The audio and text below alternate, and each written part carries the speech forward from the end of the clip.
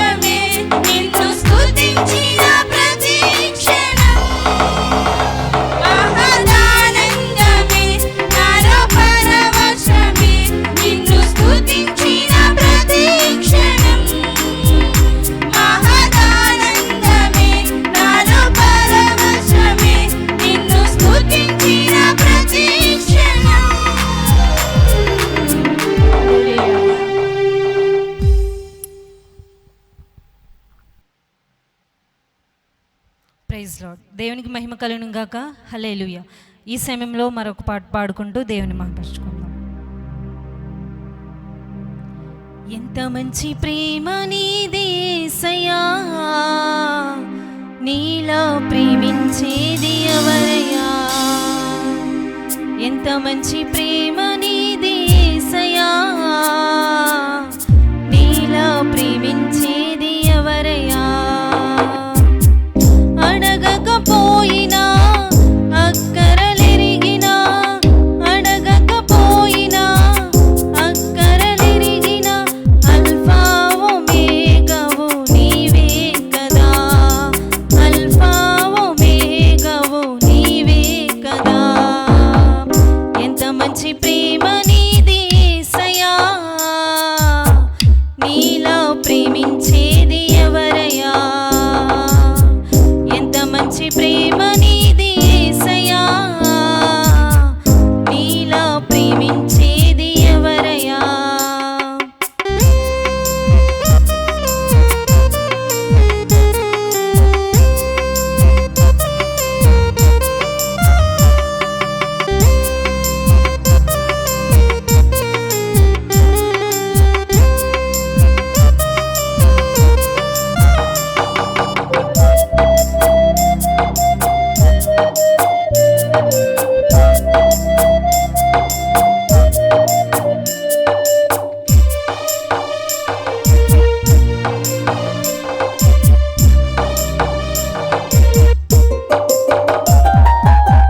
నిస్వాస్యమైన నీ ప్రజల క్షేమముకై, నిస్వాస్యమైన నీ ప్రజల క్షేమముకై, రాజాజ్ఞను మార్చిన వాడవు నీవు, రాజాజ్ఞను మార్చిన వాడవు నీవు.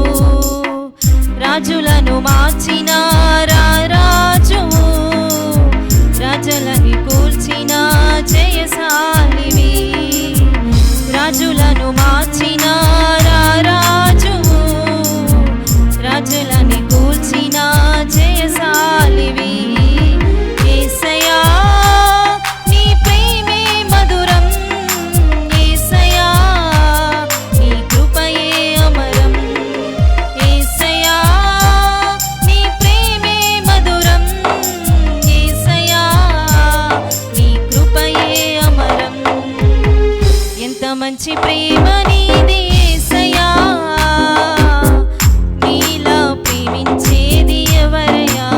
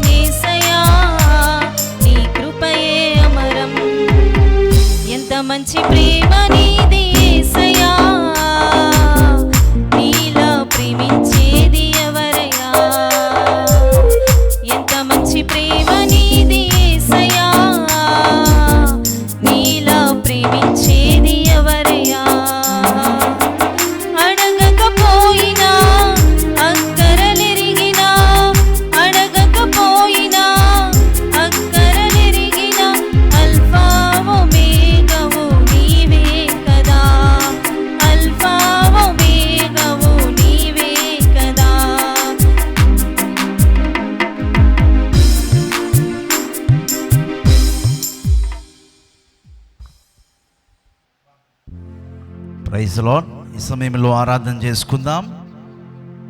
ఆయనను ఆరాధించువారు ఆత్మతోనూ సత్యముతోనూ ఆయనను ఆరాధించాలని అతి విధమైన కాలము వచ్చి ఉన్నదని వాక్యం సెలవిస్తుంది యోహాను సువార్తలో.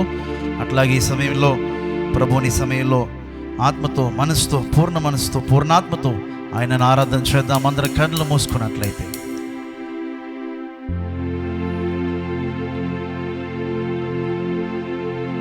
చేతులెత్తి హల్లెలూయా హల్లెలూయా హల్లెలూయా హల్లెలూయా హల్లెలూయా హల్లెలూయా హల్లెలూయా. స్తోత్రం స్తోత్రం స్తోత్రం. హల్లెలూయా హల్లెలూయా హల్లెలూయా. స్తోత్రం హల్లెలూయా.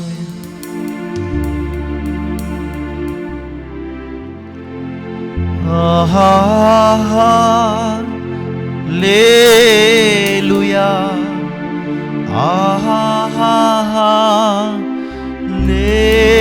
హల్లెలూయా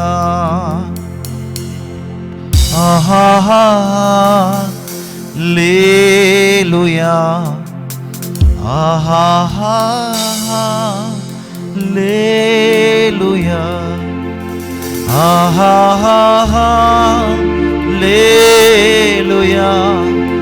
హల్లెలూయా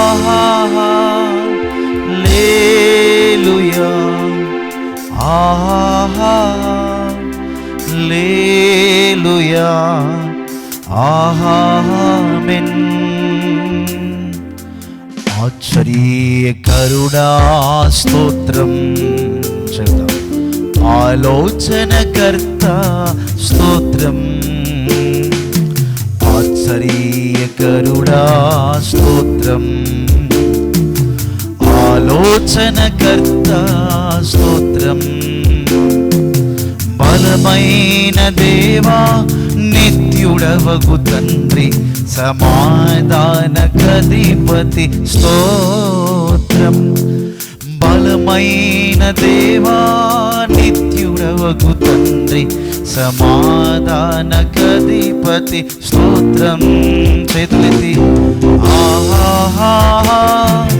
హల్లెలూయా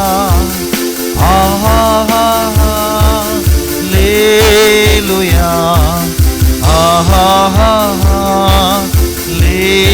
హల్లెలూయా హల్లెలూయా హల్లెలూయా హల్లెలూయా హల్లెలూయా ఆమేన్. సత్య సంపూర్ణుడు స్తోత్రం. కృపతో రక్షించితివే స్తోత్రం. కృప సత్య సంపూర్ణుడు స్తోత్రం. కృపతో రక్షించితివే స్తోత్రం. నీ రక్తమిచ్చి విమోచించినావే నా రక్షణకర్త స్తోత్రం. నీ రక్తమిచ్చి విమోచించినావే నా రక్షణకర్త స్తోత్రం. హల్లెలూయా హల్లెలూయా హల్లెలూయా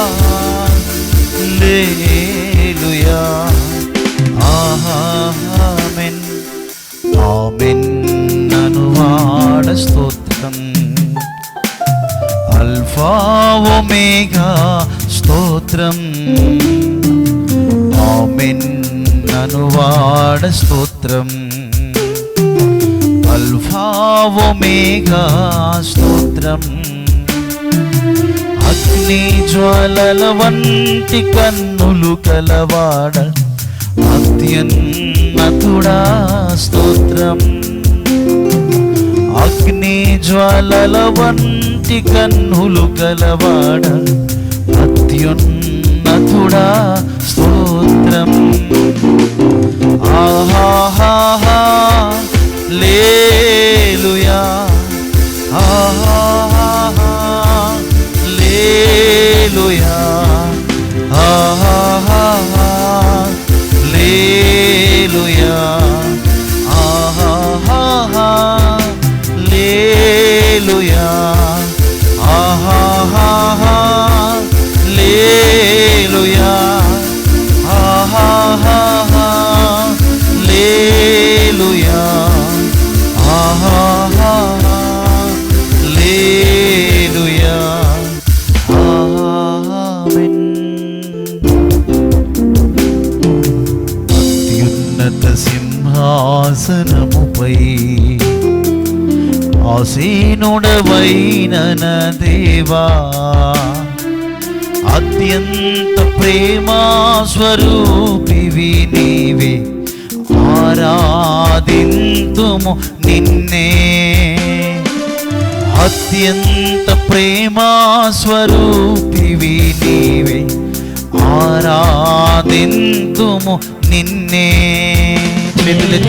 ఆహాహా లేలుయా, ఆహాహా లేలుయా, ఆహాహా లేలుయా, ఆహాహా లేలుయా, ఆహాహా లేలుయా, ఆహాహా లేలుయా, ఆహాహా లేలుయా, ఆమేన్. హల్లెలూయా, హల్లెలూయా, హల్లెలూయా, హల్లెలూయా, హల్లెలూయా, హల్లెలూయా. కౌగిటిలో హత్తుకొను నా చింతలన్ పాపును, చేయి పట్టి నడుపును, శిఖరముపై నిలుపును.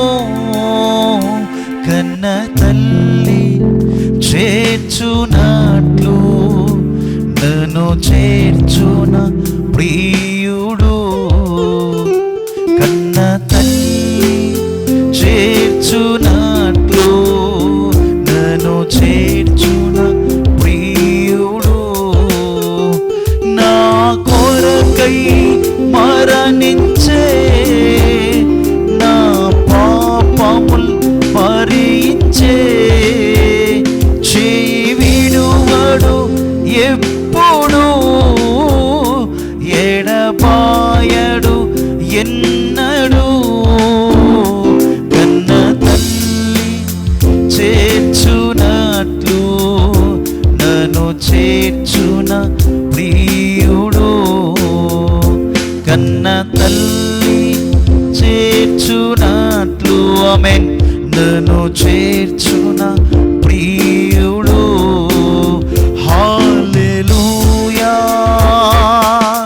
హల్లెలూయా, హల్లెలూయా, హల్లెలూయా. చేతులెత్తి హల్లెలూయా, హల్లెలూయా, హల్లెలూయా, హల్లెలూయా, హల్లెలూయా, హల్లెలూయా, హల్లెలూయా, హల్లెలూయా, హల్లెలూయా, హల్లెలూయా, హల్లెలూయా, హల్లెలూయా. ఎంతవరకు నీ సన్నిధిలో నేను పాడి స్తుతించి ప్రణమిల్లి ఆరాధించి ఈ పాదాలు పట్టుకోవడానికి, కృప పొందడానికి, కృపాసనం ఎద్దుకు ధైర్యంతో రావడానికి కృప చూపిన విధానమునికి ఆయనకి స్తోత్రాలు తండ్రి.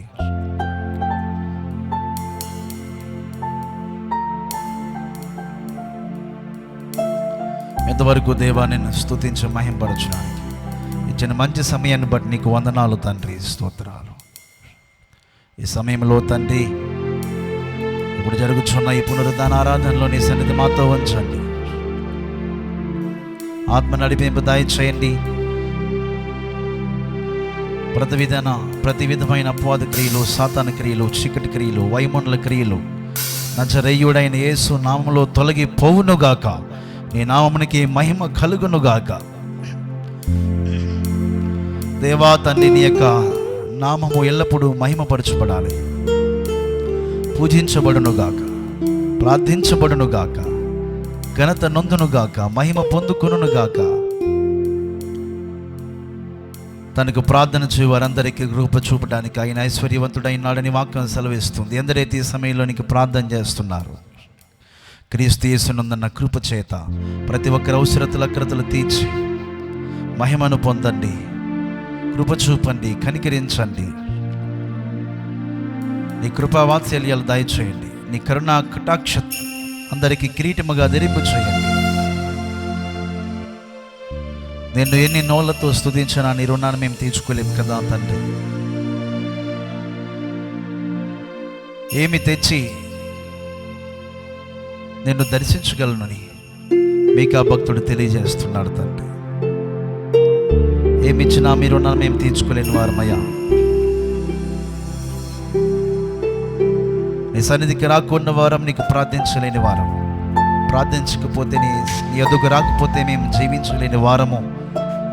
నీ కృప చూపని విధంగా నీ ఎద్దుకు మమ్మలను చేర్చిన, నీ పాదముల ఎద్దుకు మమ్మలను చేర్చిన నీ కృపను బట్టి నీకు వందనాలు. ఈ సమయం మందు తండ్రి, ఇదిగో ఎందరైతే నేను ఆరాధిస్తున్నారు, మహింపరుస్తున్నారు, పూజిస్తున్నారో, ప్రణమిలుతున్నారో, ప్రార్థిస్తున్నారు, కృప చూపడానికి ఐశ్వర్యవంతుడిగా ఉన్నావు కదా. ప్రతి ఒక్కరికి కృప చూపండి. ఐశ్వర్యవంతుడా, నీ మహిమైశ్వర్యములో ప్రతి వారి అవసరతల అక్రతలు తీర్చండి, మహిమను పొందండి. నా వటి పాత్రలుగా ఉన్నటువంటి మమ్మల్ని అందరినీ నీ మహిమతో నింపండి. నీ మహిమ కొరకు వాడుకో. నీ మహిమలోకి చేరే వరకు మమ్మలను నీ కృపతో, నీ ఆత్మతో నడిపించండి. ఈ పునరుద్ధాన ఆరాధన ఆది నుండి అంతవరకు నీ ఆత్మ చేతనే నడిపించి జరిగించమని, మేలు చేసి మహిమను పొందమని మా కొరకు త్వరలో రాబోచున్న యేసయ్య ఘనమైన నామములో ఈ ప్రార్థన అడిగి వేడుకొనుచు పొందుకొని ఉన్నాం పరమ తండ్రి. ఆమేన్, ఆమేన్.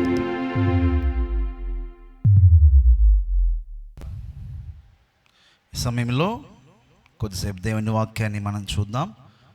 క్లుప్తపాటి వర్తమానాన్ని మనం కొద్దిసేపు దేవుడు మాట్లాడుతుండగా ఈ యొక్క దైవ వర్తమానాన్ని విందాం. యోబు గ్రంథము 4వ అధ్యాయము 6వ వచనం. యోబు గ్రంథం 4వ అధ్యాయము 6వ వచనం. నీ భక్తి నీకు ధైర్యము పుట్టింపదా. యోబు గ్రంథం 4:6లో ఇలా ఉంది, నీ భక్తి నీకు ధైర్యము పుట్టింపదా. మనకి ధైర్యాన్ని పుట్టించేది ఏంటంటే భక్తి.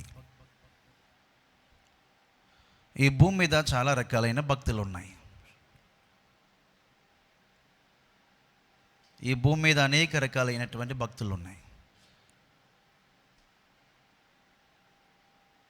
కానీ మనం చేసే భక్తి, మన భక్తి విధానం, మన భక్తి మార్గం,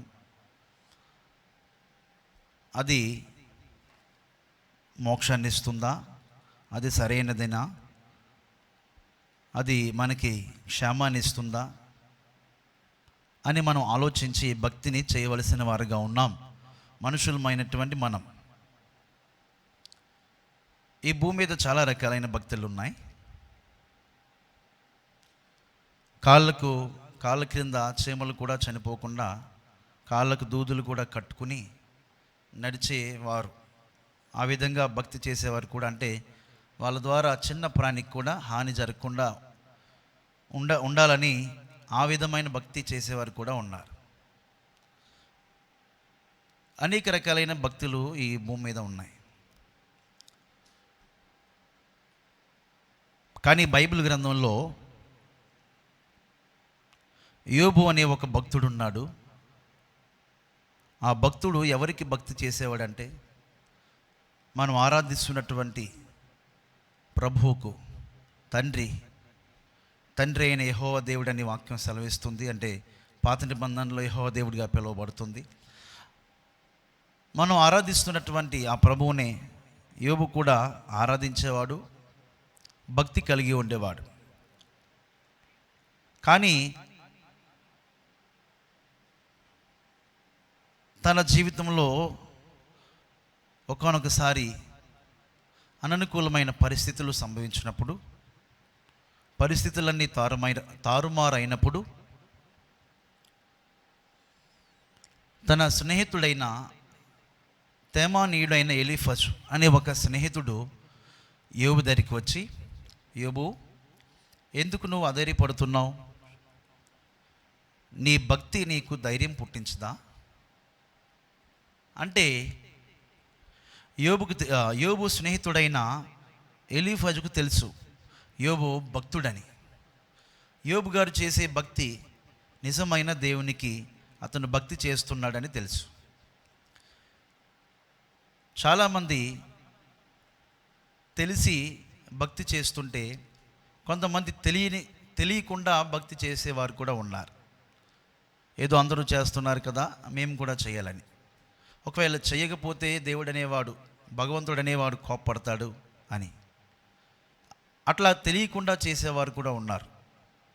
ఒకసారి పౌలు ఏథెన్సు అనే పట్టణానికి వెళ్ళినప్పుడు అనేక రకాలైనటువంటి విగ్రహారాధనలు ఆ ప్రాంతంలో, పట్టణంలో జరుగుతున్నాయి. అనేక రకాల గుడులు ఉన్నాయి అక్కడ. ఒక చోటంట ఒక బలిపీఠం కట్టి ఆ బలిపీఠం మీద ఏమని రాశారంటే, తెలియబడిన దేవునికి మా ఆరాధన, మా భక్తి అని రాశారంట. అంటే ఆ ఏథెన్స్ పట్టణంలో ఉన్నవారు భక్తి కలిగి ఉండేవారు. ఆ అనేక రకాలైనటువంటి భక్తి విధానాలు, భక్తి మార్గాలు అక్కడ ఉన్నాయి. ఒక ప్రాంతంలో అయితే ఒక బలిపీఠం కట్టి తెలియబడని దేవునికి అని రాశారు. అంటే అక్కడ తెలియబడిన దేవునికి కూడా వారు ఆరాధన చేస్తున్నారు. అంటే దాని అర్థం ఏంటంటే తెలియదు వారికి వారి యొక్క భక్తి ఎవరికి చేస్తున్నారో తెలియదు. కానీ మనకు తెలుసు మనం చేసే భక్తి ఎవరికో, ఎవరి మీద మన మనసు నుంచి మనం భక్తి చేస్తున్నామో మనకు తెలుసు. మన భక్తి అంటే ఏంటి అసలు? చాలామందికి భక్తి అంటే నిర్వచనం పూర్తిగా తెలియదు. భక్తి అనేది ఏమిటంటే ప్రార్థన భక్తి, పాటలు పాడడం భక్తి, ఆరాధించడం భక్తి, ఉపవాసం చేయడం భక్తి, దేవునితో సహవాసం చేయడం భక్తి, దేవునికి అర్పణలు అర్పించడం భక్తి, దేవుని పని చేయడం భక్తి, సువార్త ప్రకటించడం భక్తి, దేవుని కొరకు సమర్పించుకోవడం భక్తి, దేవుని పని సేవ చేయడం భక్తి. ఇవన్నీ కూడా భక్తి విధానాలే. ఆ ఏథెన్స్ పట్టణంలో తెలియబడని దేవునికి అని ఒక చోట వారు రాసిపెట్టారు. వాళ్ళు తెలియబడని దేవునికి అని ఒకానొక సమయంలో ఒకానొక సందర్భంలో వారు చేస్తున్నారేమో కానీ మనకు తెలిసినటువంటి జీవం కలిగిన ప్రభువుకు, మనలను పుట్టించిన, మనలను సృజించిన, మనలను నిర్మించిన మన ప్రభువుకి మనం భక్తి చేస్తున్నాం. మన ప్రభువుని మనం ఆరాధిస్తున్నాం. దేవునికి మహిమ కలుగును గాక. హల్లెలూయా. అసలు మనం పుట్టిందే ఎందుకోసం అంటే ఆయన నామాన్ని ప్రచురము చేయడానికి, ఆయన నామాన్ని స్తుతించడానికి మనం పుట్టించబడ్డామని వాక్యం సెలవిస్తుంది. దేవునికి స్తోత్రం చెబుదాం. అసలు మనం పుట్టింది ప్రభువుని స్తుతించడానికి, ప్రభు యెడల భక్తి కలిగి ఉండడానికి పుట్టించబడ్డామని బైబిల్లో అనేక వాక్యాలు ఉన్నాయి. మనకు తెలిసిన, మనలను కలుగజేసినటువంటి, మనకి రక్షణ ఇచ్చినటువంటి, మనకి మోక్షాన్ని ఇస్తున్నటువంటి ప్రభువుని మనం ఆరాధిస్తున్నాం, సేవిస్తున్నాం, భక్తి కలిగి ఉన్నాం. అటువంటి భక్తి మనకు ధైర్యము పుట్టిస్తుంది అని వాక్యం చెబుతుంది. యోబు దగ్గరికి తన స్నేహితుడైన ఎలీఫజు వచ్చి, అననుకూలమైన పరిస్థితిలో ఉన్నావు, ఎందుకలా అధైర్యపడుతున్నావు? నువ్వు భక్తి కలిగి ఉన్నావు కదా, నిజమైన దేవుడికి భక్తి చేస్తున్నావు కదా, ఆ నిజమైన దేవుడికి చేసే భక్తి నీకు ధైర్యం పుట్టిస్తుంది, నీకు ధైర్యం కలుగజేస్తుంది అని ఎలీఫజ్ వచ్చి యోబును బలపరుస్తున్నాడు, ధైర్యపరుస్తున్నాడు. అంటే మనం చేసే భక్తి మనకు ధైర్యం ఇస్తుంది. ఈ లోకంలో దేని ద్వారా మనకు ధైర్యము? కొంతమంది ఉన్నటువంటి ఆస్తిపాస్తులను బట్టి, ఉన్నటువంటి పేరు ప్రఖ్యాతలను బట్టి, ఉన్నటువంటి బంగారాన్ని బట్టి, బంగ్లాలను బట్టి, ఉన్నటువంటి హోదాలను బట్టి, కలిగి ఉన్న దాన్ని బట్టి కొంతమందికి ధైర్యం. అవి కాదు మనకి ధైర్యం. మన దేవుడైన యెహోవా నామమును బట్టి మనకు ధైర్యం, దేవుణ్ణి బట్టి మనకు ధైర్యం. దావీదు తన దేవుడైన యెహోవాను బట్టి ధైర్యము కలిగి ఉన్నాడని వాక్యం సెలవిస్తుంది. దేవునికి స్తోత్రం చెబుదాం. మనం కూడా దేవుణ్ణి బట్టి మనకి ధైర్యం కలిగి ఉండాలి. మన భక్తి మనకి ధైర్యం పుట్టిస్తుందని వాక్యం చెబుతుంది. బైబిల్ గ్రంథంలో చాలా రకాలైన భక్తుల కొరకు, చాలా రకాలైన భక్తి విధానాల కొరకు ఇంట్రడ్యూస్ చేయబడ్డాయి. అనేక రకాలైనటువంటి భక్తి ఈ నాడు మనుషులు చేస్తున్నారని వాక్యం ద్వారా దేవుడు మనతో చెప్తున్నాడు. చూడండి, కొన్ని విషయాలు త్వరగా మనం చూసుకుని ముందుకు వెళ్దాం. మొట్టమొదటిగా 1 తీమోతి రాసిన పత్రిక, అపోస్తలుడైన పౌలు తీమోతిలకు రాసినటువంటి మొదటి పత్రిక 6వ అధ్యాయము 6వ వచనం. దేవుడు ఈరోజు మనతో తెలియజేస్తున్న విషయం ఏంటంటే, భక్తి కొరకు, నిజమైన దేవుడికి నిజమైన భక్తి కలిగి ఉండాలి అని దేవుడు మనతో చెప్తున్నాడు. మనం చేసే భక్తి ఎవరికి చెప్పండి? నిజమైన దేవుడికి. ఆ నిజమైన దేవుడికి చేసే భక్తి నిజమైన భక్తిగా ఉండాలి, శ్రేయస్కరమైన భక్తిగా ఉండాలని దేవుడు ఈరోజు మనతో తెలియజేస్తున్నాడు. ఈనాడు మనుషులు అనేక రకాలైన భక్తి విధానాలు కలిగి ఉన్నారని దేవుడు జ్ఞాపకం చేస్తున్నాడు ఈరోజు వాక్యం ద్వారా. ఆ యొక్క విషయాలు మనం విందాం. బైబిల్లో ఉన్న ఆ యొక్క విధానాలు మనం చూసి మనం ఏ రకమైన భక్తి కలిగి ఉన్నామో లేక కలిగి ఉండాలో దేవుడు ఈరోజు మనతో చెప్తున్నాడు. మొట్టమొదటిగా సంతుష్టి సహితమైన దైవ భక్తి. తీమోతికి రాసిన మొదటి పత్రిక 6వ అధ్యాయము 6వ వచనం. సంతుష్టి సహితమైన దైవ భక్తి గొప్ప లాభ సాధనమై ఉన్నది. ఏం భక్తి? సంతుష్టి సహితమైన దైవ భక్తి. సంతుష్టి సహితమైన భక్తి అంటే సంతృప్తికరమైన భక్తి. అంటే భక్తిలో ఏం కావాలి చెప్పండి? తృప్తి అనేది కావాలి. తృప్తికరమైన భక్తి, సంతుష్టి సహితమైన దైవ భక్తి ఏం చేస్తుందంట? ఈ సంతుష్టి సహితమైన దైవ భక్తి మొట్టమొదటి భక్తి రకం ఏంటంటే, భక్తి విధానం ఏంటంటే సంతుష్టి సహితమైన దైవ భక్తి. ఇదేం చేస్తుంది? గొప్ప లాభ సాధనమై ఉన్నది. అంటే ఈ సంతుష్టి సహితమైన దైవభక్తి మనం కలిగి ఉంటే ఏమిస్తుందంట? లాభము. గొప్ప లాభ సాధనం, మామూలు లాభం కాదు, గొప్ప లాభం. ఏదైనా ఒక వ్యాపారం చేస్తే, ఎవరైనా ఒక వ్యాపారాన్ని ప్రారంభిస్తే లాభాలు కావాలని చేస్తారా చెప్పండి? లేకపోతే నష్టాలు కావాలని చేస్తారా? ఎవరైనా అడిగితే లాభాలు ఆర్జించే ఎవరైనా వ్యాపారాలు చేస్తారు. అంటే భక్తి అనేది వ్యాపారంతో ముడిపెట్టడం కాదు, కానీ భక్తి మనకి ధైర్యం పుట్టిస్తుందని వాక్యం చెబుతుంది. అట్లా ఇక్కడ ఏముందంటే, దైవభక్తి, సంతుష్టి సహితమైన దైవభక్తి మనకి గొప్ప లాభ సాధనము అని వాక్యం సెలవిస్తుంది. కనుక మనం ఈ లోకంలోనికి ఏమీ తేలేదు, దీనిలో నుండి ఏమీ తీసుకుని పోలేం. కాగా అన్నవస్త్రములు గలవారమై ఉండి వాటితో తృప్తి పొంది ఉందము. ఇక్కడ వాక్యం చెప్పేది సంతుష్టి సహితమైన దైవభక్తి గొప్ప లాభ సాధన. మామూలు లాభం కాదు, గొప్ప లాభం. ఈ భూమి మీద మనకి లాభమే, తర్వాత పరలోకానికి వెళ్ళిన తర్వాత కూడా అది లాభ సాధనమై ఉన్నది అని వాక్యం సెలవిస్తుంది. తర్వాత రెండవ రకపు భక్తి విధానాన్ని చూద్దాం. 1 తీమోతికి రాసిన పత్రిక 2వ అధ్యాయము 1వ వచనం. తీమోతికి రాసిన మొదటి పత్రిక 2:1. త్వరగా మనము సంపూర్ణ భక్తియు అంటే దాని అర్థం ఏంటి? భక్తిలో సంపూర్ణ భక్తి అనేది ఒకటి ఉంది. మొదటిగా మనం చూసింది సంతుష్టి సహితమైన దైవభక్తి. ఇది మనకి గొప్ప లాభ సాధనంగా ఉంది. రెండవది ఏం చెప్పండి? సంపూర్ణ భక్తి. అంటే భక్తిలో సంపూర్ణ భక్తి అనేది ఒకటి ఉంది. అది మనం కలిగి ఉంటే చాలా మంచిది.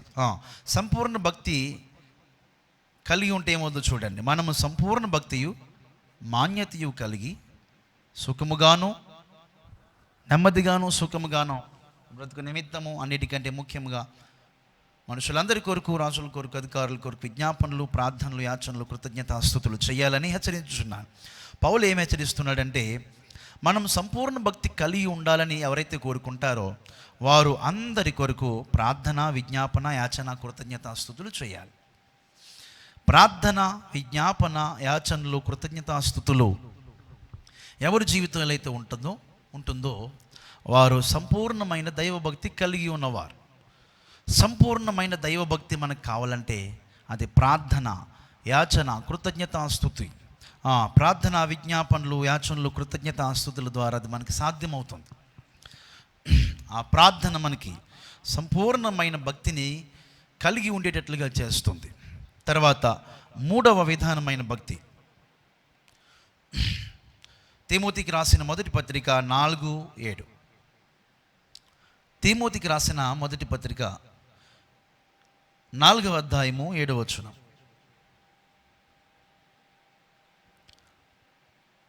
రెండవ లైన్, దైవభక్తి విషయంలో నీకు నీవే సాధకము చేసుకొనుము. దైవభక్తి విషయంలో నీకు నీవే, దైవభక్తి అనగా దైవభక్తి, దైవభక్తి అని కూడా చదువుకోవచ్చు. దైవభక్తి విషయంలో నీకు నీవే సాధకము చేసుకొనుము. అంటే భక్తిలో మరొక విధానం ఏంటంటే దైవభక్తి. అంటే అన్ని భక్తి అనేది అంతా కూడా దైవభక్తే. కానీ బైబిల్ గ్రంథంలో రకరకాలైనటువంటి భక్తి విధానాలు ఉన్నట్లుగా, లేక మనుషులు కలిగి ఉన్నట్లుగా, లేక మనం కలిగి ఉండాల్సినటువంటి భక్తి విధానాలు ఏంటో వాక్యం ద్వారా దేవుడు తెలియజేస్తున్నాడు. దైవభక్తి విషయంలో నీకు నీవే సాధకం చేసుకున్నాము. దైవభక్తిని కలిగి ఉండాలంటే ఏం చేయాలంటే మనమే సాధకం చేసుకోవాలి. ప్రస్తుతం లాక్డౌన్ కదా, మందిరానికి వచ్చే పరిస్థితులు చాలా తక్కువగా ఉన్నాయి. అయితే కేవలం మనకు మాత్రమే, ఈ ప్రపంచానికి, ప్రపంచంలో ఉన్న దేశాలకు మాత్రమే, మనుషులకి మాత్రమే లాక్డౌన్, భక్తికి లాక్డౌన్ లేదు కదా. కనుక భక్తి విషయంలో నీకు నీవే సాధకం చేసుకోవాలి, ప్రార్థన చేసుకోవాలి. అది నీకే కలగాలి. ఎవరో చెప్తే చేసింది కాదు. వాక్యం చదవాలనిపించాలి నీకు. ఉపవాసం ఉండాలి అని అనిపించాలి. ఎవరో ఉండమంటే ఉండడం, ఎవరో బలవంతం చేస్తే చేయడం, ఎవరి కోసమో చేయడం కాదు. భక్తి అనేది మన కోసం మనం చేసుకోవాలి. ఎవరి కోసమో మనం చేసేది భక్తి విధానం కాదు. దైవభక్తి విషయంలో నీకు నీవే సాధకం చేసుకునము. శరీర సంబంధమైన సాధకము కొంచెం మట్టుకే ప్రయోజనకరమవును, కానీ దైవభక్తి ఉంటే ఏమవుతుందో చూడండి. దైవభక్తి ఇప్పటి జీవము విషయంలోనూ రాబో జీవం విషయంలోనూ వాగ్దానంతో కూడిన దైనందున అది అన్ని విషయంలో ప్రయోజనకరమవును. దైవభక్తి మనం కలిగి ఉంటే ఏమవుద్ది? ఎప్పటి జీవం విషయంలో, రాబోయే జీవం విషయంలో కూడా అది వాగ్దానంతో కూడినదిగా ఉంది కనుక అన్ని విషయాల్లో ప్రయోజనకరం అవుతుంది. దేవునికి స్తోత్రం చెబుదాం. బాగా మీరు ఈ విషయాన్ని గమనించాలి. దైవభక్తి ఇప్పటి జీవం విషయంలో, రాబోయే జీవం విషయంలో. అంటే రెండు జీవములు ఉన్నాయా? అవును. ఇప్పటి జీవము, రాబోయే జీవం అంటే ఏంటి? ఇప్పటి జీవం అంటే ఇప్పుడు మనం బ్రతుకుతున్న ఈ జీవితం, ఈ 3-4 ముచ్చట, ఈ 70, 80, 100 సంవత్సరాల జీవితం ఇప్పటి జీవం ఇది. రాబోయే జీవం అంటే ఒక జీవం రాబోతున్నటువంటి జీవం అంటే ఏంటి తెలుసా? మనం పరలోక రాజ్యంలో ప్రవేశించి నిత్య జీవం ఉంది కదా. పరలోక రాజ్యానికి ఉన్నటువంటి మరొక పేరంటే నిత్య జీవము. ఆ నిత్య జీవమే రాబోయే జీవము. దేవునికి స్తోత్రం కలుగును గాక. మనం పరలోకానికి వెళ్ళడమే నిత్య జీవం, నిత్య జీవమే రాబోయే జీవం. ఆ రాబోయే జీవం విషయంలో కూడా దైవభక్తి ప్రయోజనకరంగా ఉంటుంది. దేవునికి స్తోత్రం కలుగును గాక. నిత్యత్వంలోనికి వెళ్ళడానికి కూడా ఈ భక్తి మనకు ఉపయోగపడుతుంది గనుక ఈ దైవభక్తి విషయంలో మనమే సాధకం చేసుకుని దైవభక్తి కలిగి ఉంటే ఎప్పటి జీవం విషయంలో, రాబోయే జీవం విషయంలో కూడా అది చాలా ప్రయోజనకరంగా ఉంటుంది. దేవుని స్తోత్రం కలుగును గాక. మనం ఏదైనా పని చేస్తే ప్రయోజనకరంగా ఉంటేనే చేస్తాం, అప్రయోజనంగా ఉంటే చేయం. కానీ దైవభక్తి ఎప్పటి జీవం విషయంలో, రాబోయే జీవం విషయంలో, మనం సంపాదిస్తున్నటువంటి డబ్బులు, పేరు ప్రఖ్యాతులు, హోదాలు, బంగ్లాలు, బంగారాలు కేవలం ఈ ఇప్పటి జీవము కొరకే అవి ఉపయోగపడతాయి. ఈ భూమి మీద జీవించే జీవితంతోనే ఈ జీవితం కొరకే ఉపయోగపడతాయి. రాబోయే జీవం కొరకు అవి ఉపయోగపడవు. రాబోయే జీవానికి అవి అక్కరకు రావు. రాబోయే జీవానికి, నిత్య జీవంలోనికి మనం ప్రవేశించడానికి ఈ దైవభక్తి చాలా ఉపయోగకరంగా ఉంటుంది. కనుక మనం దైవభక్తి విషయంలో మనమే సాధకం చేసుకుని, ఎవరో చెప్తే చేయడం కాకుండా మనమే సాధకం చేసుకొని ఇప్పటి జీవం విషయంలో, రాబోయే జీవం విషయంలో ఈ దైవభక్తి ఉపయోగకరంగా, ప్రయోజనకరంగా ఉంటుంది. కనుక ఈ దైవభక్తిని మనం కలిగి ఉందాం. దేవునికి స్తోత్రం కలుగును గాక. హల్లెలూయా. తర్వాత మరొక విషయాన్ని మనం చూద్దాం. 1వ దెస్సలోనికి పత్రిక 2వ అధ్యాయము 10వ వచనం.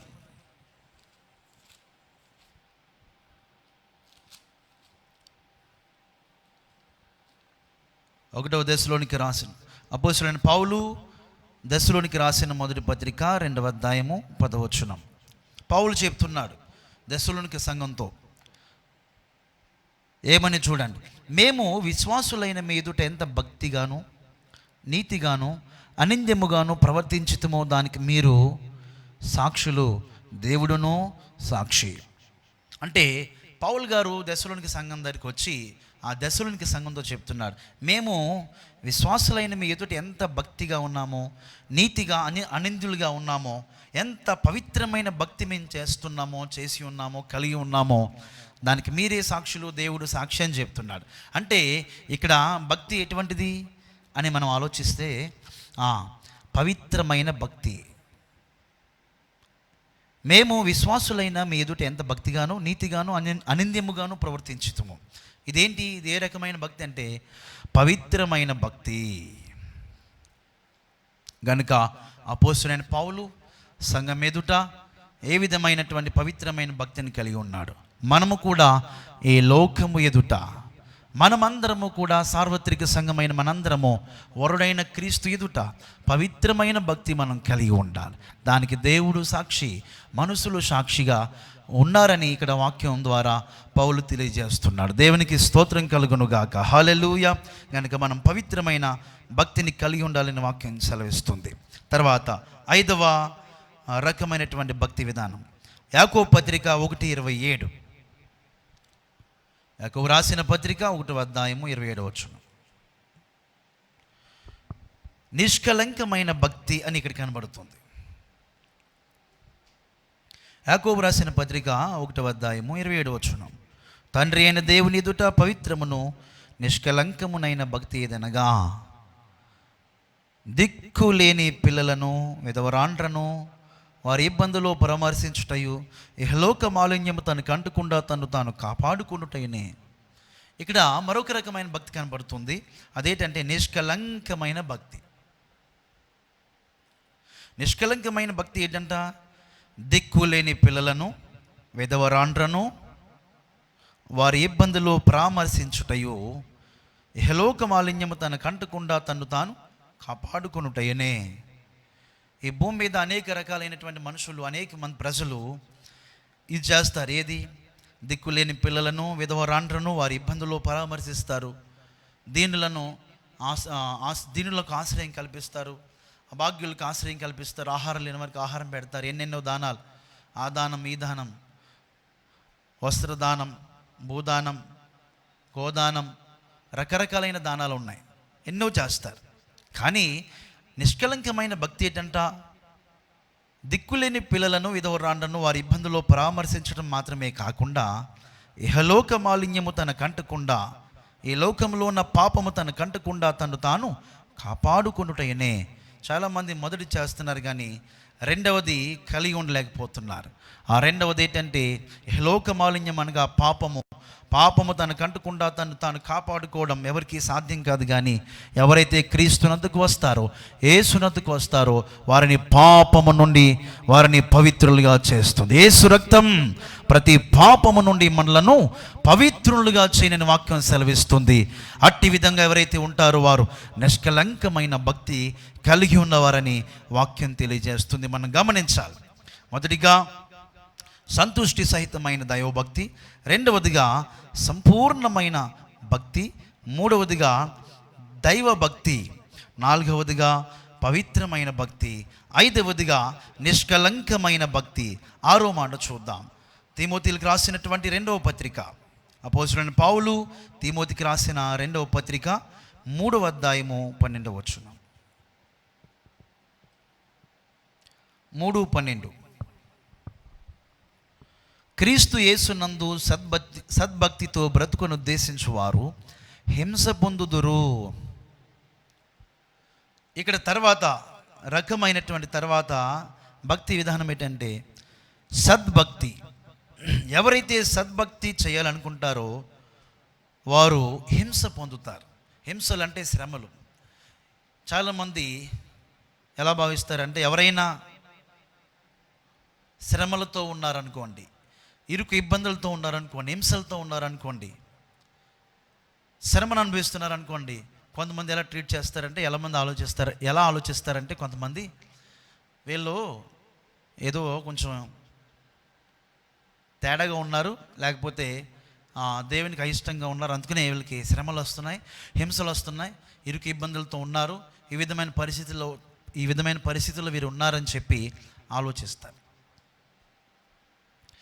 బైబిల్ గ్రంథం చెప్తుంది ఏంటంటే శ్రమలు హింసలు మనం ఆశీర్వదించబడ్డానికి, శ్రమలు కనపడని ఆశీర్వాదములు అంట క్రైస్తవులకి. శ్రమల ద్వారా మనం సింహాసనాన్ని పొందబోతాం, పరలోక రాజ్యంలో ఉన్న సింహాసనాన్ని. చాలామంది శ్రమలు హింసలు ఇరుకు ఇబ్బందులు ఇవి వస్తే చాలామంది చాలా ఇబ్బంది పడతారు. కానీ వాటి ద్వారా ఉన్నటువంటి ఒక గొప్ప సత్యాన్ని మనం తెలుసుకోవాలి. ఆ శ్రమలు హింసలు మనం సద్భక్తితో బ్రతికేటట్లుగా చేస్తుంది. ఆ శ్రమలు హింసలు మనకి పరలోక రాజ్యాన్ని ఇస్తుంది. ఆ శ్రమలు హింసలు మనకి ఆ మోక్షంలో ఉన్నటువంటి పరలోక రాజ్యంలో ఉన్నటువంటి సింహాసనాన్ని అధిష్ఠించేలా చేస్తుంది. దేవునికి స్తోత్రం కలుగును గాక. ఇక్కడ వాక్యం చెప్పేది ఏంటంటే సద్భక్తితో ఎవరైతే బ్రతకాలనుకుంటున్నారో వారు హింస పొందుతారు. ఎవరైతే హింసలు శ్రమలు పొందుతున్నారో మీరు కంగారు పడకండి, భయపడకండి, ఏమీ అధైర్యపడద్దు. క్రీస్తు యేసునందు సద్భక్తితో మనము బ్రతుకగలమని వాక్యం ద్వారా మనం గమనించాలి. దేవునికి స్తోత్రం కలుగును గాక.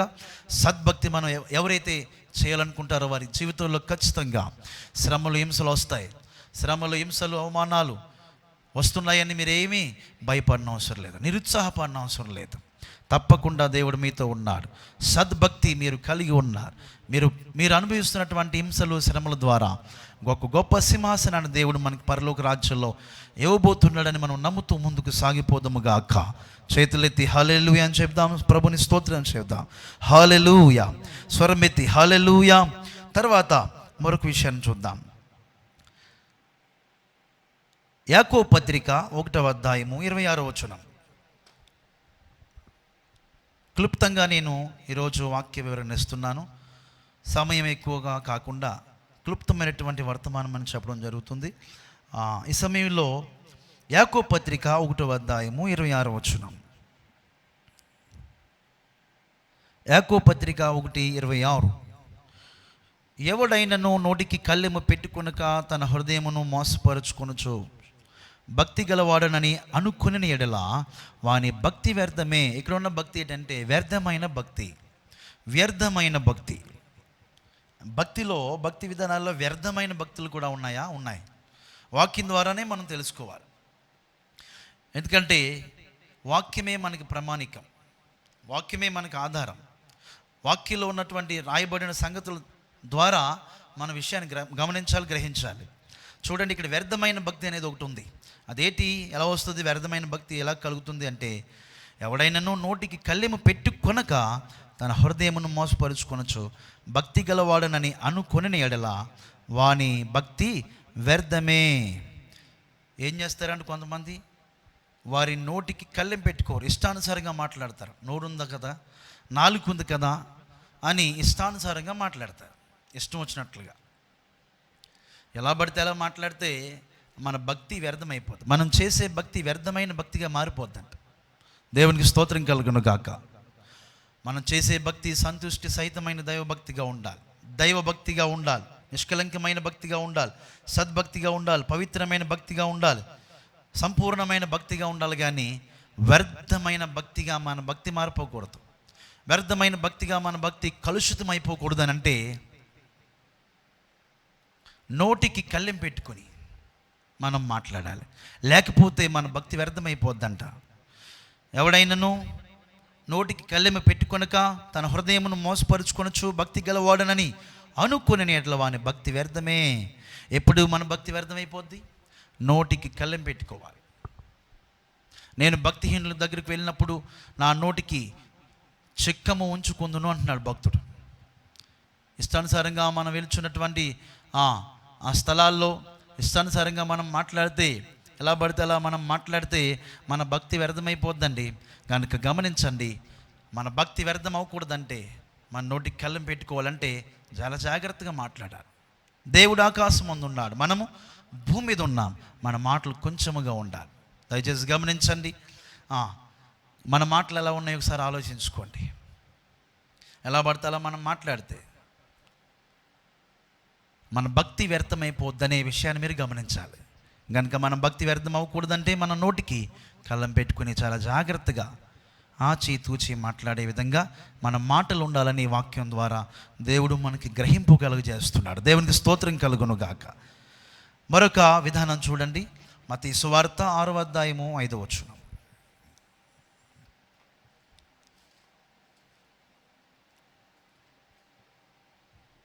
మత్తయి సువార్త 6వ అధ్యాయము 5వ వచనం.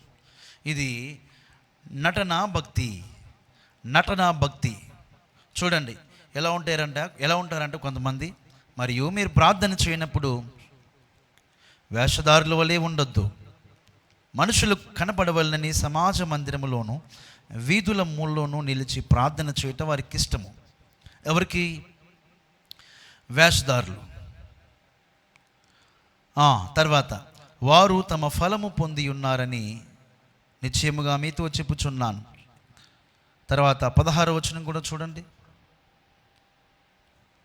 మీరు ఉపవాసం చేయనప్పుడు వేషధారుల వలె దుఃఖముఖులై ఉండకుడి, తాము ఉపవాసము చేయుచున్నట్లు మనుషులకు కనబడవలని వారు తమ ముఖములను వికారం చేసుకుందరు, వారు తమ ఫలము పొంది ఉన్నారని నిశ్చయముగా మీతో చెప్పుచున్నాను.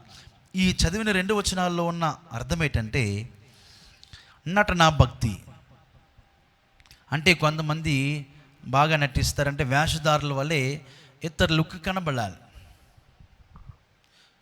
మేము పెద్ద ప్రార్థనా పరులమని ఇతరులకు కనపడాలి. అలాగా కొంతమంది ఎక్స్పోజ్ చేసుకుంటూ ఉంటారన్నమాట.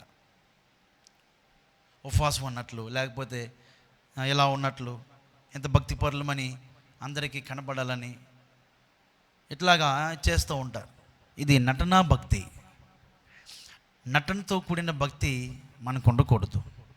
మన భక్తి నటనా భక్తిగా ఉండకూడదు.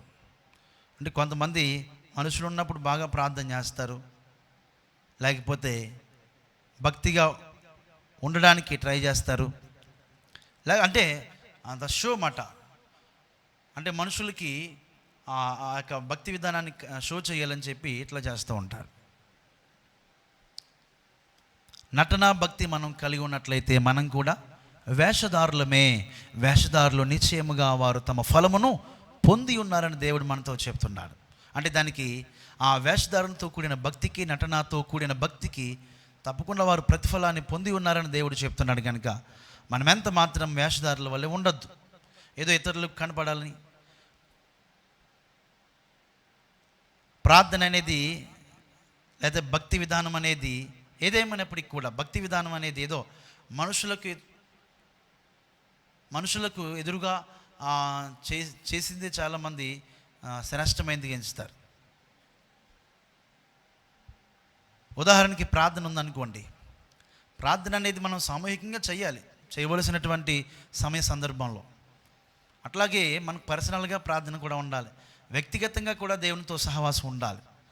వ్యక్తిగతంగా మన హృదయం దేవునితో లింకప్ అయి ఉండాలి. అది మనం కలిగి ఉండాలని దేవుడు చెప్తున్నాడు. కేవలం మనుషులు కనబడవాలని మనం భక్తి చేస్తే ఆ భక్తి నటనా భక్తి అయిపోద్ది. వేషధారుల వలె మనం ఉంటామని వాక్యం చెబుతుంది. కనుక ఎంత మాత్రం మనం వేషధారుల వలె ఉండరాదు అని దేవుడు ఈరోజు మనతో తెలియజేస్తున్నాడు. దేవునికి స్తోత్రం కలుగును గాక. చూసారా, బైబిల్ గ్రంథంలో ఇన్ని రకాలైనటువంటి విధానాలు మనకు కనబడుతున్నాయి. ఎలీఫజ్ చెప్తున్నాడు యోబు దగ్గరికి వచ్చి, అయ్యా యోబు, నువ్వు కలిగి ఉన్న దేవుడు గొప్ప దేవుడు, నువ్వు కలిగి ఉన్న భక్తి గొప్ప భక్తి, ఆ భక్తి నీకు ధైర్యం పుట్టిస్తుంది అని తన స్నేహితుడికి తెలిసింది. ఈనాడు మనం కలిగి ఉన్న భక్తి మనకి ఖచ్చితంగా ధైర్యం ఇస్తుందని, నిరీక్షణ ఇస్తుందని, ఆశీర్వాదాన్ని, క్షేమాన్ని కలుగజేస్తుందని మనం నమ్మాలి. చూడండి, ఇక్కడ ఎలీఫజ్ వచ్చి చెప్తున్నాడు యోబుతో, అయ్యా నీ భక్తి నీకు ధైర్యం పుట్టిస్తుంది. అవును, మన భక్తి మనకి ధైర్యం పుట్టిస్తుంది.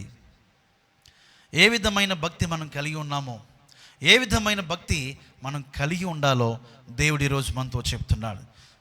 ఇప్పుడు దాకా మనం చెప్పుకున్నటువంటి ఆ భక్తి విధానాలు మరొకసారి నేను రిపీట్ చేస్తున్నాను. చూడండి అందరూ. మొదటిగా సంతుష్టి సహితమైన దైవభక్తి, అది గొప్ప లాభ సాధనమై ఉన్నది. తర్వాత సంపూర్ణమైన భక్తి, ప్రార్థన, విజ్ఞాపన, యాచన, కృతజ్ఞత, స్తుతులు చెల్లించడం ద్వారా మనం సంపూర్ణమైన భక్తిని కలిగి ఉంటాం. మూడవదిగా దైవభక్తి. దైవభక్తి విషయంలో నీకు నీవే సాధకం చేసుకో. ఆ దైవభక్తి ఇప్పుడు జీవ విషయంలో, రాబోయే జీవ విషయంలో కూడా అది మనకి ప్రయోజనకరంగా ఉంటుందని వాక్యం చెబుతుంది. నాలుగవది పవిత్రమైన భక్తి. పౌలు గారు చెప్తున్నాడు దెస్సలోనిక సంఘం దగ్గరికి వచ్చి, ఓ దెస్సలోనిక సంఘంలో ఉన్న ప్రజలారా, మేము ఎదుట ఎంత నిష్కలంకంగా నిర్దోషంగా ఉన్నామో, ఏ విధమైన భక్తిని కలిగి ఉన్నామో మీరు చూస్తున్నారు, దానికి మీరే సాక్షులను చెప్తున్నాడు. కనుక మన భక్తికి దేవుడు సాక్షి, మనం పవిత్రమైన భక్తిని కలిగి ఉండాలి. తర్వాత ఐదవదిగా నిష్కలంకమైన భక్తి. ఈ నిష్కలంకమైన భక్తి ఎలా వస్తుంది? దిక్కులేని పిల్లలను, విధవరాంటను వారి ఇబ్బందుల్లో పరామర్శించాలి. అంత మాత్రమే కాకుండా ఇహలోక మాలిన్యాన్ని, పాపాన్ని మనం ఖండించుకోకుండా, మనం కంటకుండా క్రీస్తునద్దకు వచ్చిన వారి పాపముల నుంచి రక్షించబడతారు, విడిపించబడతారు. వారు నిష్కలంకమైన భక్తిని కలిగి ఉంటారని వాక్యం చెబుతుంది. తర్వాత ఆరవదిగా సద్భక్తి. సద్భక్తితో బ్రతుకాలని అనుకునేవారు హింస కలుగుతుంది, శ్రమలు కలుగుతాయని వాక్యం సెలవిస్తుంది. అటువంటి హింసలు, శ్రమలు మనం అనుభవిస్తున్నట్లయితే సద్భక్తి మనం కలిగి ఉన్నామని ఈ యొక్క విషయం ద్వారా మనం గమనం చేద్దాం. తర్వాత ఏడవదిగా వ్యర్థమైన భక్తి. మన నోటికి మనం కళ్ళెం పెట్టుకోలేకపోతే మన భక్తి వ్యర్థమైపోతుందని మనం గమనించుతాం. ఎనిమిదవదిగా నటనా భక్తి. వేషధారుల వలె నటనా భక్తి మనం కలిగి ఉండకూడదని దేవుడు మనల్ని ఈరోజు ఈ యొక్క సమయంలో, ఈ యొక్క సందర్భంలో మనల్ని హెచ్చరిస్తున్నాడు. కనుక భక్తి కలిగి మనం ఉందాం. సంతుష్టి సహితమైన దైవభక్తి గొప్ప లాభ సాధనమైనదని వాక్యం చెప్తున్నట్లుగా, నీ భక్తి నీకు ధైర్యం పుట్టించుదా అని ఎలీఫజు యోబుతో చెప్తున్నట్లుగా అటువంటి శ్రేష్టమైన భక్తి విధానాన్ని కలిగి ఉందాం. దేవుడు మనలను అటు విధంగా దీవించాలని కోరుకుంటూ ఈ వాక్యాన్ని మనలో ఫలింప చేయాలని కోరుకుందాం. చివరిగా ఒక మాట చెప్పి నేను ముగిస్తాను. సద్భక్తితో బ్రతకాలని కోరుకునే వారికి హింస వస్తుందని వాక్యం సెలవిస్తుంది. బైబిల్లో అనేక మంది మనుషులు అనేక రకాలైన శ్రమలు, హింసలు అనుభవించారు. అట్లాగని చెప్పి వారు దేవునికి వ్యతిరేకంగా ఉన్నవారా? కారు. అట్లాగని దేవుడు వారిని విడిచిపెట్టాడా? విడిచిపెట్టలేదు. ఉదాహరణకి షడ్రకు, మేషకు, అబేద్నెగోలు ఉన్నారు. వారు అగ్నిగుండంలోకి వెళ్ళారు. వారిని విడిచిపెట్టాడా దేవుడు? విడిచిపెట్టలేదు. సింహాల బోన్లోకి దానియేలు వెళ్ళాడు.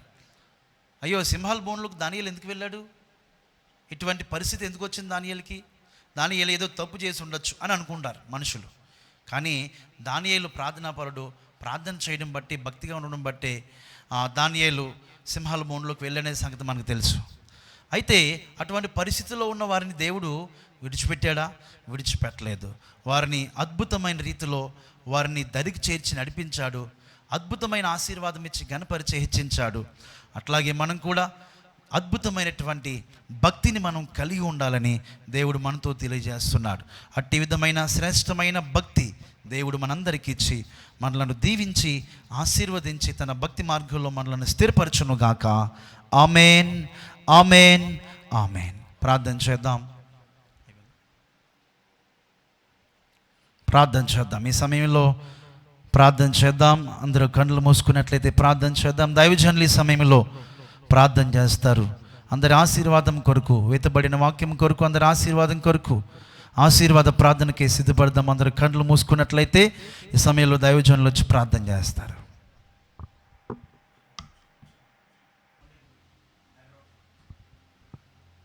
ప్రభునందు ప్రియులైన మీ అందరికీ ప్రభు అయిన యేసుక్రీస్తు నామములో శుభములు తెలియజేస్తున్నాం. ప్రియులరా, ఇంతవరకు నీ భక్తి నీకు ధైర్యం పుట్టించదా? నీ యథార్థమైన ప్రవర్తన నీ నిరీక్షణకు ఆధారము కాదా అని యోబు గ్రంథములో సెలవిచ్చిన ప్రకారంగా ఇంకా దైవభక్తిని గూర్చి పౌలు భక్తుడు సంతృష్టి సహితమైన దైవభక్తి గొప్ప లాభసాధనమైనదని, దైవభక్తి విషయంలో నీకు నీవే సాధకము చేసుకోమని, భక్తులే శ్రేష్ఠులు, కేవలం వారు నాకు ఇష్టలని దావీదు సెలవిచ్చినట్లుగా దైవభక్తి విషయంలో ప్రతి ఒక్కరూ ఆసక్తి కలిగి, ఆసక్తి విషయంలో మాంద్యులు కాక ఆత్మయందు తీవ్రత గలవారమే మనం ప్రభును సేవిందాం. ఈ యొక్క నిర్బంధిత దినాల్లో, ఈ అంత్య దినాల్లో, ఈ అపాయకరమైన దినాల్లో, దుర్దినాల్లో దైవభక్తి కలిగి దైవభక్తిని కొనసాగిస్తూ దేవుని కృపలో మనం ముందుకు సాగుదాం. ఇంతవరకు ఈ ఆరాధనలో పాటల ద్వారా, ఆరాధన ద్వారా, వాక్య పరిచర్య ద్వారా పరిశుద్ధాత్మ దేవుడు మనతో మాట్లాడారు. సమయంలో ఆశీర్వాద ప్రార్థన, ముగింపు ప్రార్థన చేసుకుందాం. దయచేసి అందరూ ప్రార్థనలో ఏకీభించవలసిందిగా ప్రభు పేట తెలియజేస్తున్నాం. ప్రార్థన చేద్దాం. సకల ఆశీర్వాదములకు కారణభూతుడా నీ ఘనమైన నామమునకు వందనాలు, స్తోత్రాలు. నీ భక్తి నీకు ధైర్యం పుట్టించదా? నీ యథార్థమైన ప్రవక్తన నీ నిరీక్షణకు ఆధారము కాదని, ఇంకా దైవభక్తిని గూర్చే అమూల్యమైన విషయాలు, శ్రేష్టమైన విషయాలు మీ దాసుల్లో నుండి నీ ప్రజలతో మీరు మాట్లాడినందుకు వందనాలు.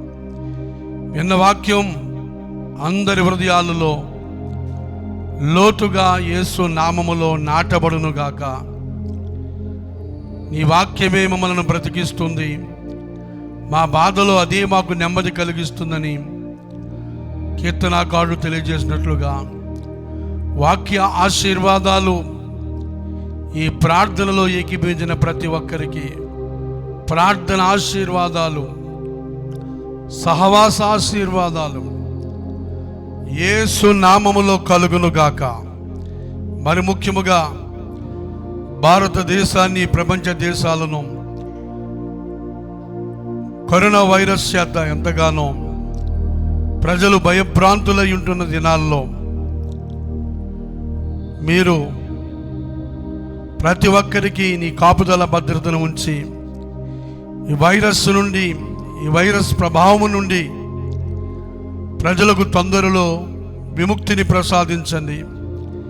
ఈ సమయంలో నువ్వు జోక్యం చేసుకుంటేనే తప్ప ఈ సమస్య నుంచి, సంక్షోభము నుండి, ఈ విపత్కర పరిస్థితుల నుంచి విడుదల కలగదు గనుక దయచేసి నీ ప్రజల కొరకు నీ దాసుడు ప్రార్థిస్తుండగా ప్రతి ఒక్క బిడ్డను, ప్రతి ఒక్క బిడ్డ కుటుంబాలను నీ రక్తకోటలో భద్రపరిచి, నీ కాపుదల, నీ భద్రత సార్వత్రికంగా ప్రపంచంలో ఉన్న ప్రజల, క్రైస్తవులందరికీ, ప్రపంచ దేశాల్లో ఉన్న ప్రజలందరికీ క్షేమస్థితిని దయచేయండి ప్రభువా. ఈ పరిస్థితుల నుంచి ప్రజలకి తొందరలో విడుదల ప్రసాదించి దేశమంతటిని కూడా మీరు స్వస్థపరచండి. నా పేరు పెట్టబడిన నా జనులు తమ్ము తాము తగ్గించుకుని తమ చెడు మార్గం విడిచి నన్ను వెతికిన యెడల మీ దేశము నేను స్వస్థపరుస్తానని సెలవిచ్చిన వాగ్దానాన్ని నీ ప్రజల పట్ల మీరు నెరవేర్చి తొందరలో సంగముగా కూడుకుని నిన్ను ఆరాధించే భాగ్యం ప్రతి ఒక్కరికి దయచేయండి. రేపటి దినం ఆరాధనకి నీ ప్రజలందరినీ కూడా మీరే సిద్ధపరిచి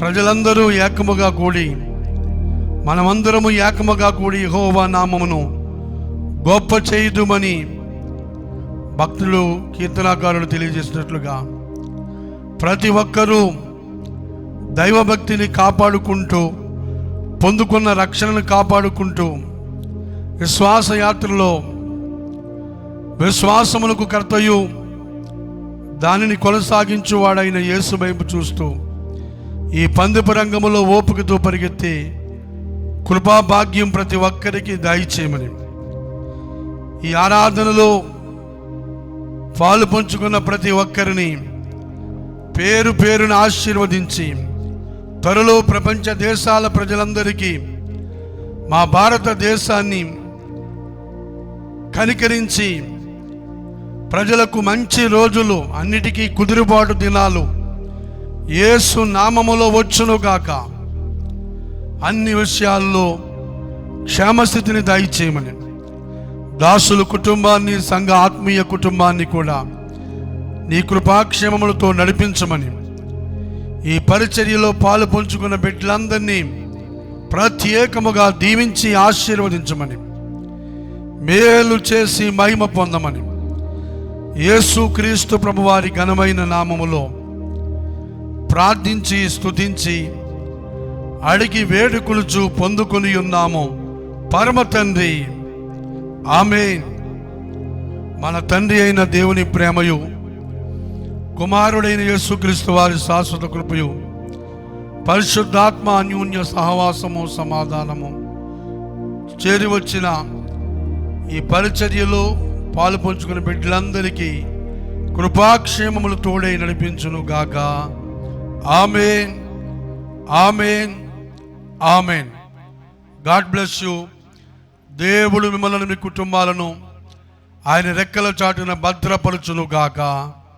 ఆమేన్, ఆమేన్.